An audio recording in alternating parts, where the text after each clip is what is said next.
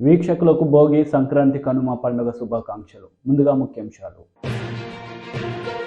ఆంధ్రప్రదేశ్లోని పాలసముద్రంలో నాసిన్ ప్రారంభోత్సవంలో పాల్గొన్న ప్రధాని మోడీ.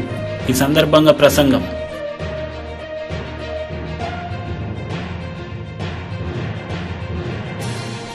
వైఎస్ షర్మిలకు ఏపీ పగ్గాలు. రాష్ట్రంలో ఇంట్రెస్టింగ్ గా మారిన రాజకీయం.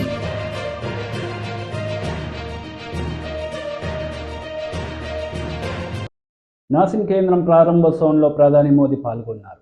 ఈ సందర్భంగా ఆయన నాసిన్ కేంద్రాన్ని ప్రారంభించి ప్రసంగించారు.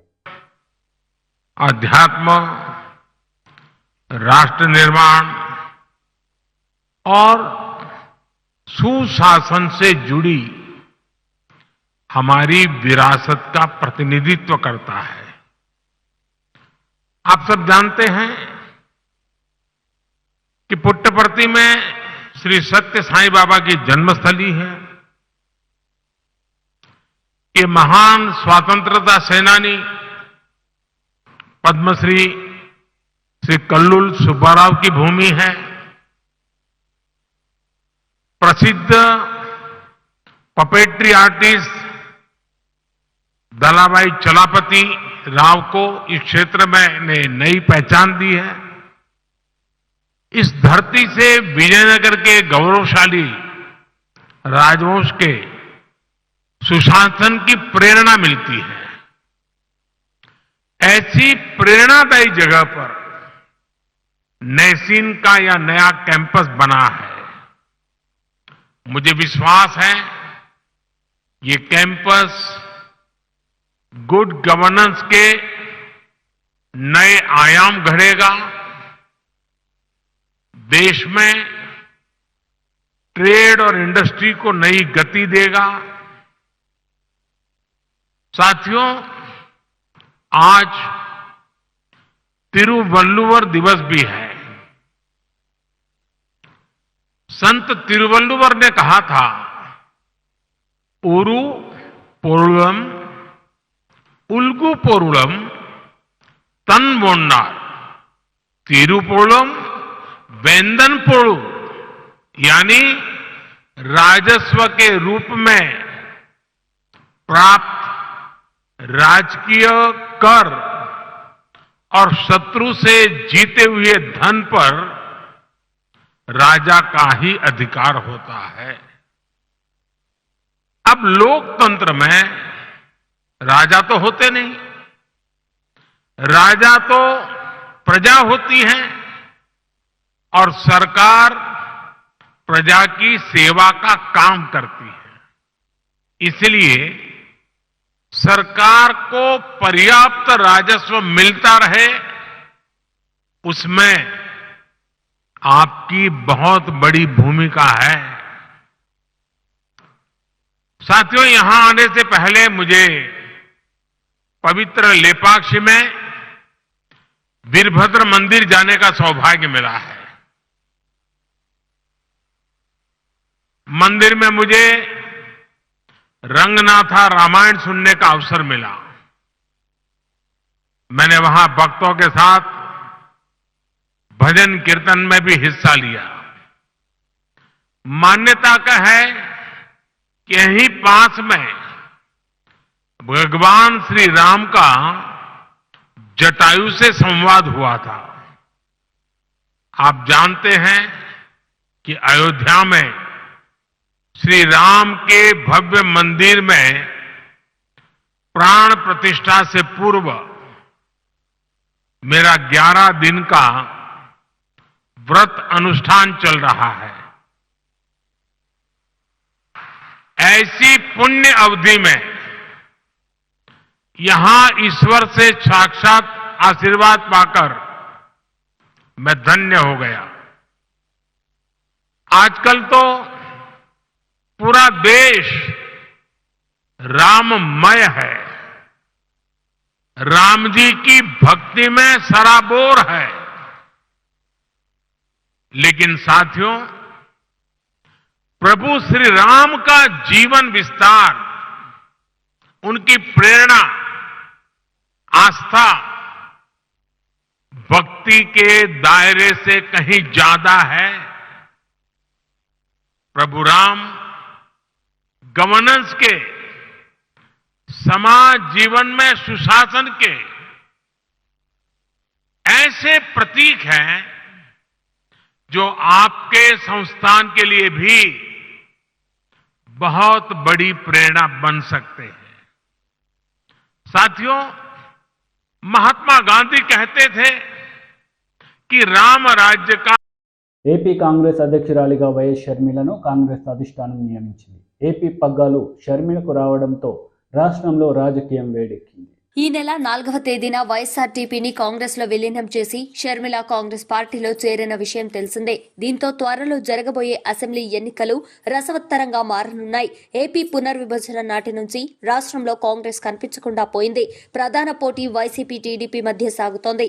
తన పదునైన మాటలతో ప్రత్యర్థులపై విమర్శలు గుప్పించే షర్మిలకు కాంగ్రెస్ పగ్గాలు దక్కాయి.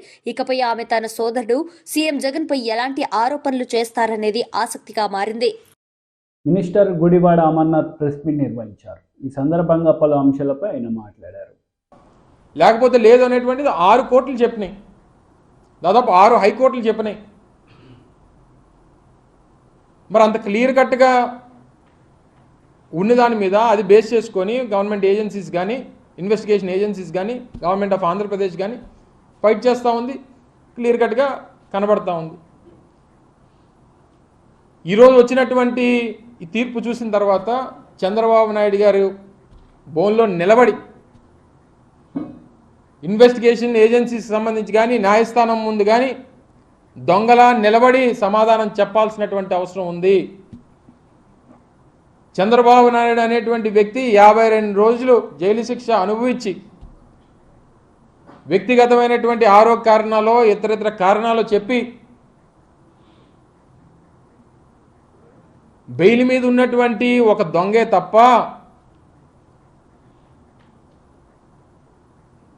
ఈరోజు వచ్చినటువంటి తీర్పు వల్ల లేకపోతే ఇంకో దాని వల్ల ఏదో నిజాయితీ పరుడనో లేకపోతే ఏ అమాయకి చక్రవర్తనో లేకపోతే ఈ కేసుకి ఆయనకి సంబంధం లేదనో ఎక్కడా కూడా న్యాయస్థానం చెప్పలేదనేటువంటిది గమనించమని చెప్పుకోరుతా ఉన్న ప్రజలందరినీ కూడా.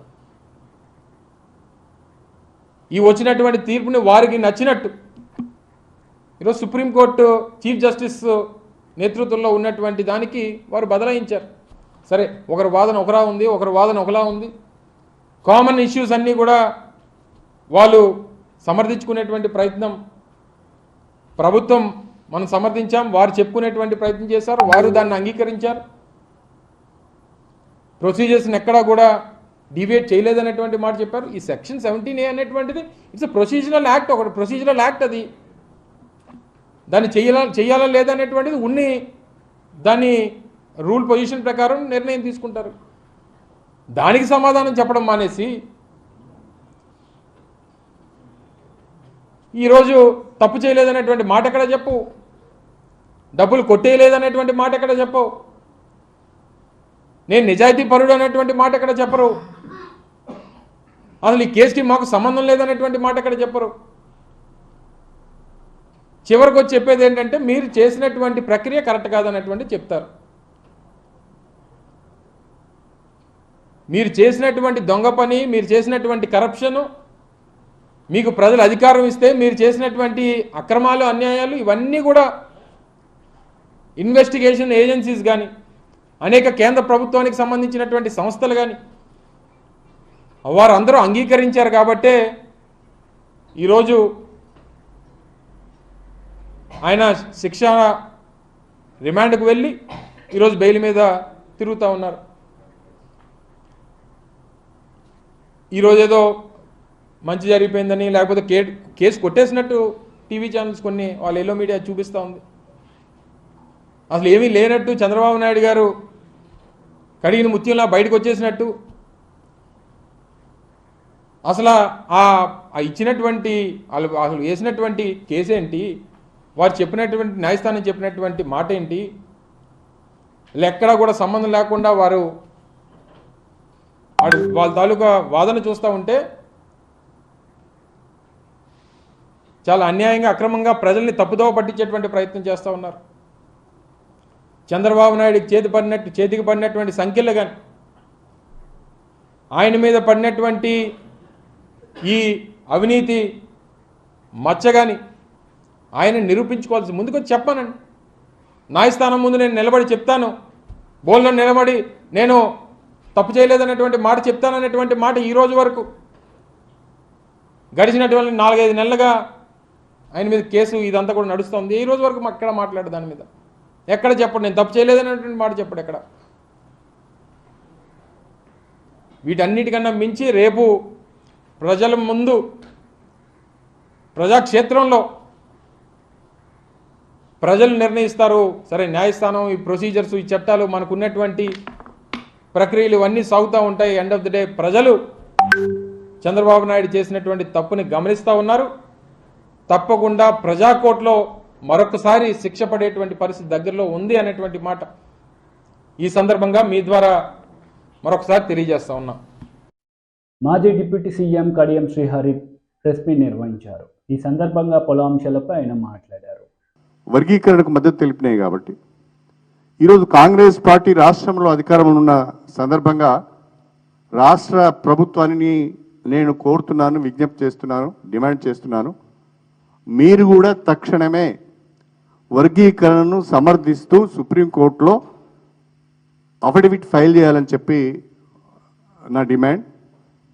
ఎందుకంటే రాష్ట్ర ప్రభుత్వము గతంలోనే ఒక పాలసీ నిర్ణయం తీసుకొని ముందుకు వెళ్ళింది కాబట్టి, శాసనసభ దానికి తీర్మానం చేసింది కాబట్టి, ఏమాత్రం కూడా ఆలస్యం చేయకుండా రాష్ట్ర ప్రభుత్వం యొక్క వాణిని వినిపించే విధంగా, గొంతును వినిపించే విధంగా రాష్ట్ర ప్రభుత్వం కూడా వర్గీకరణకు అనుకూలంగా సుప్రీంకోర్టులో అఫిడవిట్ ఫైల్ చేయాలని చెప్పేదే భారత రాష్ట్ర సమితి పరంగా మేము డిమాండ్ చేస్తున్నాం.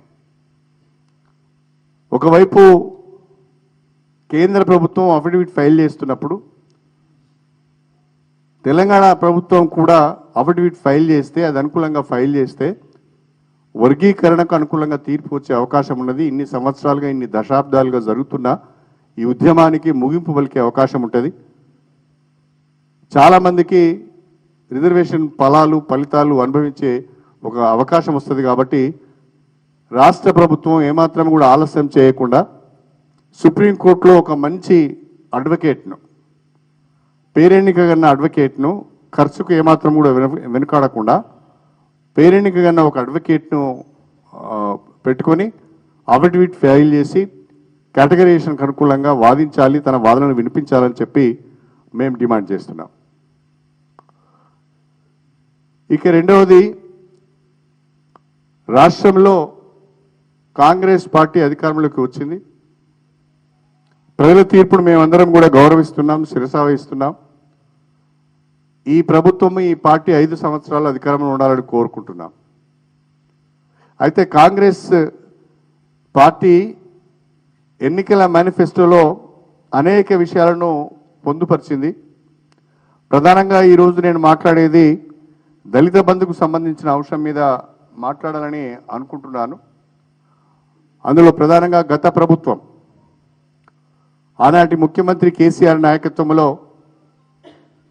రాష్ట్రంలో, తెలంగాణ రాష్ట్రంలో ఉన్న దళితులందరికీ కూడా ఆర్థిక చేయూతను అందించాలి, వారి ఉపాధి అవకాశాలు మెరుగుపరచాలనే ఉద్దేశంతోనే దళిత బంధు పథకాన్ని ప్రవేశపెట్టడం జరిగింది. ఆ దళిత బంధు పథకం ద్వారా ఒక్కొక్క లబ్ధిదారునికి 10 లక్షల రూపాయల ఆర్థిక సహాయం చేయాలని, లబ్ధిదారునికి నచ్చిన లేకుంటే వచ్చిన పని ఆయన చేసుకునే విధంగా, యూనిట్ను కూడా ఆయనే సెలెక్ట్ చేసుకునే విధంగా వెసులుబాటు కల్పిస్తూ, బ్యాంకుతో సంబంధం లేకుండా, తిరిగి చెల్లించవలసిన అవసరం లేకుండా 10 లక్షల రూపాయలు ఆర్థిక సహాయం అందించడం జరిగింది. అందులో రెండు విధాలుగా దళిత బంధును అమలు చేశారు. ఒకటి శాచ్యురేషన్ మోడ్లో, ఉదాహరణకు హుజరాబాద్ కాన్స్టిట్యున్సీ కావచ్చు, లేదా రాష్ట్రంలో మరొక 4 మండలాలలో శాచ్యురేషన్ మోడ్లో ఈ స్కీమ్ తీసుకున్నారు. మిగతా నియోజకవర్గాలలో టార్గెట్ మోడ్లో తీసుకున్నారు.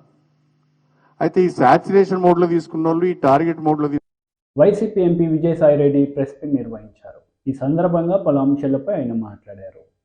రాజ్యాంగ సృష్టికర్తగా ఈ యొక్క వర్గాలకి ఏ రకంగా ఆర్థికంగా, రాజకీయంగా, సామాజికంగా మిగతా సామాజిక వర్గాలతో సమాంతరంగా అభివృద్ధి చెందేదానికి ఎలా రాజ్యాంగాన్ని రూపొందించాలో అలా రూపొందించి 75 సంవత్సరాల తర్వాత కూడా ఈ యొక్క రాజ్యాంగం భిన్న మతాలు, భిన్న సంస్కృతులు, భిన్న కులాలు, భిన్న మతాలు ఉన్నటువంటి ఈ యొక్క భారతదేశంలో ఈ రోజు కూడా వ్యవస్థలన్నీ సక్రమంగా పనిచేస్తున్నాయి.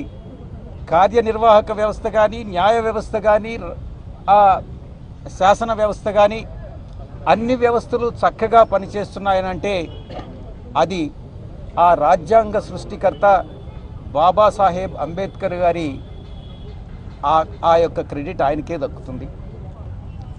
మీరందరూ బాధ్యతతో మన గౌరవ ముఖ్యమంత్రి బాబాసాహెబ్ అంబేద్కర్ గారి మీద ఉన్నటువంటి అభిమానంతో తన బాధ్యతను తన భుజస్కంధాల మీద వేసుకొని తరతరాలుగా వస్తున్నటువంటి ఈ యొక్క వివక్షతని, దళితుల పట్ల ఉన్నటువంటి వివక్షతని ఆయన ఏ ఉద్దేశంతో అయితే రాజ్యాంగాన్ని రూపకల్పన చేసి మనకు అందించి ఆయన వెళ్ళారో అదే స్ఫూర్తితో ఆ యొక్క లక్ష్యాన్ని నెరవేర్చేటటువంటి ఉద్దేశంతో బడుగు బలహీన వర్గాలని, దళితుల్ని అభివృద్ధి చెందించాలి రాజకీయంగా, సామాజికంగా, ఆర్థికంగా అన్నటువంటి ఒక లక్ష్యంతో గౌరవ ముఖ్యమంత్రి వర్యులు అహర్నిశాలు గత 4 సంవత్సరాల 8 నెలల కాలం నుంచి మన ప్రభుత్వం వైఎస్ఆర్ కాంగ్రెస్ పార్టీ ప్రభుత్వం వచ్చినప్పటి నుంచి కృషి చేస్తూ ఉన్నారన్నటువంటి విషయం మీకు తెలుసు. పేదల పట్ల మన గౌరవ ముఖ్యమంత్రి శ్రీ జగన్మోహన్ రెడ్డి గారికి ఉన్నటువంటి మమకారం, బడుగు బలహీన వర్గాలను పైకి తీసుకురావాలన్నటువంటి ఆకాంక్షతో ఈ యొక్క ఏదైతే మనం బాబాసాహెబ్ అంబేద్కర్ గారు ఏ యొక్క సిద్ధాంతాన్ని నమ్మారో ఆ సిద్ధాంతానికి అనుగుణంగా నవరత్నాలు అన్నటువంటివి రూపొందించి ఈ యొక్క సుపరిపాలన అందించగలగడం నిజంగా ఆంధ్ర రాష్ట్ర ప్రజలు చేసుకున్నటువంటి అదృష్టంగా భావించవచ్చు. బాబాసాహెబ్ అంబేద్కర్ గారు ఒక దార్శనికుడు, ఒక దీశాలి. అహర్నిశాలు తన జీవితకాలం అంతా కూడా బడుగు బలహీన వర్గాల కోసం, సమాజంలో ఉన్నటువంటి వివక్షతను తొలగించేదానికి ఆయన చేసినటువంటి కృషి మరువలేనిది అన్నటువంటి విషయం మనందరికీ కూడా తెలుసు. ముఖ్యంగా అంటరానితనం మీద ఆయన చేసినటువంటి యుద్ధం, ఆయన చేసినటువంటి కృషి కొన్ని సామాజిక వర్గాల ఆధిపత్య భావన అన్నటువంటిది సమూలంగా నిర్మూలించాలి అన్నటువంటి భావనతో ఆయన చేసినటువంటి కృషి అన్నటువంటిది. BRS leader GVL Narasimha Rao media సమావేశం నిర్వహించారు. ఈ సందర్భంగా పలు అంశాలపై ఆయన మాట్లాడారు. వారికి ఇంకా అనేక మంది, వీరందరికీ కూడా ప్రత్యేకమైనటువంటి, ఎందుకంటే ఇది ఒక వ్యక్తి తలుచుకుంటే జరిగే పని కాదు. నిన్న సుమారుగా సంక్రాంతి పండుగ రోజు జనరల్గా విశాఖపట్నంలో ఎవరో ఉండరండి, మీరు చేసిన పెద్దగా ఫలితం ఉండదు అన్నారు. ఉన్నవాళ్ళు వస్తారండి అని చెప్పి నిన్న సుమారుగా 1,00,000 మంది విశాఖపట్నం ప్రజలు 1,00,000 మంది వరకు వచ్చారని చెప్పి అంచనా. ఈ ప్రాంగణానికి చక్కటి పల్లె వాతావరణం సృష్టించి ఈ వాతావరణంలో మరి ఒక అద్భుతమైనటువంటి సాంస్కృతిక కార్యక్రమాలను ఏర్పాటు చేయడం జరిగింది. ఈ కార్యక్రమాలను వీక్షించడానికి ప్రత్యేకంగా కేంద్ర న్యాయ మంత్రి అర్జున్ రామ్ మేఘ్వాల్ గారు మొన్న ఇక్కడికి ప్రాంగణానికి విచ్చేసి ఆయన చేతుల మీదుగా భోగి పండ్లు పోసే కార్యక్రమం చేయటం జరిగింది. ఆయన మన యొక్క సంప్రదాయాన్ని చూసి మంత్రముగ్ధుడై ఇటువంటి సంప్రదాయం నేను ఇంకెక్కడా చూడలేదని చెప్పి వారు, ఆయన కల్చర్లో మినిస్టర్ ఆఫ్ స్టేట్గా కూడా ఉన్నారు, కేంద్రంలో సాంస్కృతిక శాఖ సహాయక మంత్రిగా ఆయన ఇటువంటి కితాబ్ ఇవ్వటం జరిగింది. సో అటువంటి మంచి కార్యక్రమం చేయటం మాకెంతో ఆనందాన్ని ఇచ్చింది. ఈరోజు కార్యక్రమాలను పొడిగించడానికి కారణం, నిన్న చాలామంది ఇక్కడికి వద్దామని ప్రయత్నం చేసి రాలేకపోయారు. ఇక్కడ ట్రాఫిక్ జామ్ అయిన కారణంగా 1,00,000 మంది ఒక ఆంధ్ర యూనివర్సిటీ గ్రౌండ్స్లోకి వస్తే ఖచ్చితంగా ఆ పరిస్థితి ఏర్పడుతుంది. సో అనేక మంది మేము రాలేకపోయాం, బాగా జరిగిందని తెలుసుకున్నామంటే వారి కోసం ఈరోజు కూడా ఈ కార్యక్రమాన్ని పొడిగించడం జరిగింది. ఈరోజు సాయంత్రం కూడా అత్యద్భుతమైనటువంటి సాంస్కృతిక కార్యక్రమాలు, సంప్రదాయ నృత్యాలు మరి అందరినీ మైమరిపించేలా ఏర్పాటు చేయడం జరిగింది. ఈరోజు కార్యక్రమాలను వీక్షించడానికి సుమారు కనీసం 5 నుంచి 10 మంది పార్లమెంటు సభ్యులు ఈరోజు ఈ ప్రాంగణానికి సుమారు 5:30 గంటల నుంచి బహుశా 7-8 వరకు ఇక్కడ ఉండే అవకాశం ఉంది. కనీసం 5, 10-12 మంది వచ్చిన ఆశ్చర్యం లేదు. అంతమంది నుంచి నాకు ఆల్రెడీ కన్ఫర్మేషన్స్ ఉన్నాయి. ఇది కాకుండా అనేక మంది ప్రముఖులు, నేను జిల్లా అధికారులను కూడా ఆహ్వానించడం జరిగింది. కమిషనర్ ఆఫ్ పోలీస్ కూడా వస్తానని నాకు ఉదయమే కన్ఫర్మ్ చేశారు. సో ఇతర అధికారులను కూడా మళ్ళీ పిలిచే ప్రయత్నం చేస్తాను. ఎందుకంటే ఇది రాజకీయాలకు అతీతంగా, దీనిలో రాజకీయం ఎక్కడా లేదు. అందుకే కొంతమంది ఎందుకు మీరు పార్టీ పరంగా చేయట్లేదంటే, పార్టీ పరంగా చేసేది పండుగ, ఇది పండుగ కాదు. అయోధ్య రామ మందిరంలో ప్రధాని నరేంద్ర మోదీ గారు ప్రాణ ప్రతిష్ఠ చేస్తున్నారు అంటే ఆయన దేశ ప్రధానిగా చేస్తున్నారు. అది ఒక పార్టీ నాయకుడిగా చేయటం లేదు. అదేవిధంగా సంక్రాంతి అన్నది ప్రజల పండుగ. ఇది అందరికీ, ఇందులో అందరూ ఆహ్వానితులే. కానీ దీనిలో స్వాభావికంగా మరి మా పార్టీ నుంచి అనేక మంది వచ్చి, ఈ జిల్లా నుంచే కాదు, శ్రీకాకుళం, విజయనగరం, అనకాపల్లి, దూర ప్రాంతాల నుంచి, సాధారణంగా వైజాగ్ నుంచి అందరూ బయటికి వెళ్ళిపోతారు అన్నటువంటి ఒక ఆలోచన ఉండేది. ఈసారి పక్క జిల్లాల నుంచి కూడా విశాఖపట్నానికి ఈ మహాసంక్రాంతి సంబరాలు మా టీం జీవీఎల్ నిర్వహించిన చూడటానికి అనేక మంది రావటం జరిగింది. నిజంగా చాలా సంతోషాన్ని ఇచ్చింది. మా జిల్లా అధ్యక్షులు మేడపాటి రవీంద్ర గారు కూడా. వార్తలు ముగించే ముందు ముఖ్యాంశాలు మరోసారి. ఆంధ్రప్రదేశ్లోని పాలసముద్రంలో నాసిన్ ప్రారంభోత్సవంలో పాల్గొన్న ప్రధాని మోడీ. ఈ సందర్భంగా ప్రసంగం.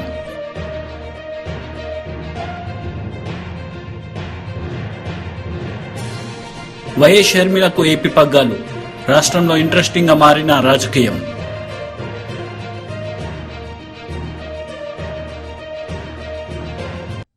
ఈ వార్తలు ఇంతటితో సమాప్తం. తిరిగి ప్రసారమయ్యే వార్తలు మళ్ళీ కలుద్దాం. అంతవరకు సెలవు. నమస్తే.